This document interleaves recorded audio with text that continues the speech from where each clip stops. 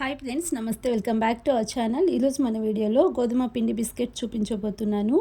అంతకన్నా ముందు first time channel చూసినట్లయితే ప్లీజ్ ఛానల్ని సబ్స్క్రైబ్ చేసుకోండి, సపోర్ట్ చేయండి.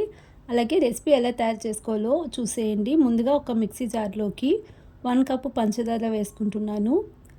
నెక్స్ట్ ఇందులోనే 1/2 కప్పు ఎండు కొబ్బరి ముక్కలు వేసుకుని తర్వాత 1/2 టీ స్పూన్ సోంపు వేసుకుంటున్నాను.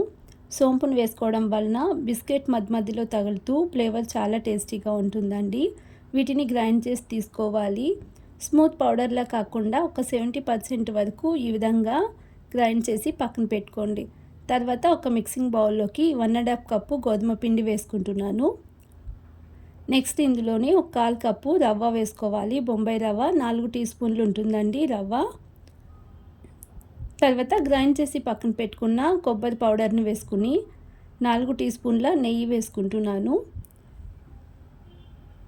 ముందుగా వీటిని ఒక 2 నిమిషాల పాటు చేయితో అన్నీ బాగా మిక్స్ అయ్యేలా మిక్స్ చేసుకోండి. నెక్స్ట్ ఇందులోనే కాల్చి చల్లార్చిన పాలను వేసుకుంటూ మిక్స్ చేసుకుంటున్నాను. పాలకు బదులు వాటర్ని కూడా వేసుకోవచ్చు. పాలు ఒకేసారి వేసుకోకుండా కొద్దిగా వేసుకుంటూ పిండి చపాతీ పిండిలా కలుపుకోవాలి. ఈ పిండి కలుపుకోవడానికి ఒక 1/2 గ్లాస్ పాలు పట్టిందండి ఇక్కడ. ఈ విధంగా పిండిని బాగా నాదుకుంటూ ఒక 2 నిమిషాల పాటు ఇలా చపాతీ పిండిలా కలిపి పక్కన పెట్టుకోండి. నెక్స్ట్ కొంచెంగా తీసుకుంటూ పొడిపిండి చల్లుతూ చపాతీలా రోల్ చేసుకోవాలి. మరీ పల్చగా కాకుండా మరీ మందంగా కాకుండా మీడియంగా ఉండేలా రోల్ చేసుకోండి. ఇలా చపాతీలా రోల్ చేసుకుని నెక్స్ట్ ఒక గ్లాస్ సహాయంతో ఈ విధంగా రౌండ్ షేప్లా కట్ చేసుకుంటున్నాను.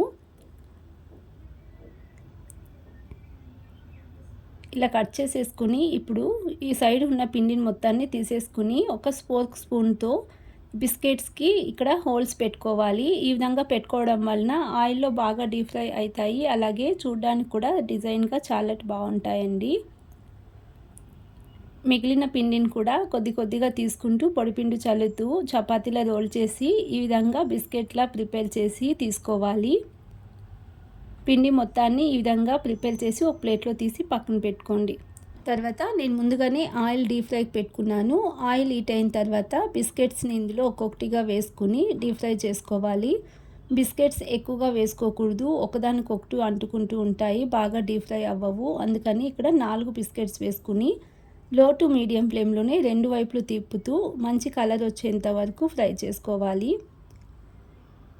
ఇలా ఒక 2-3 నిమిషాల పాటు లో టు మీడియం ఫ్లేమ్లోనే ఫ్రై చేసుకుంటే ఫ్రై అయిపోతాయండి. మిగిలిన బిస్కెట్స్ని కూడా అన్నీ ఇదే విధంగా ఆయిల్లో వేసుకుని 2 వైపులా తిప్పుతూ మంచి కలర్ వచ్చేంత వరకు ఈ విధంగా డీప్ ఫ్రై చేసి ఒక ప్లేట్లో సర్వ్ చేసుకుంటే గోధుమ పిండి బిస్కెట్స్ రెడీ అండి. చాలా సింపుల్గా ప్రిపేర్ చేసి ఒకసారి స్టోర్ చేసుకుంటే ఎన్ని రోజులైనా తినొచ్చు. చాలా టేస్టీగా ఉంటాయి.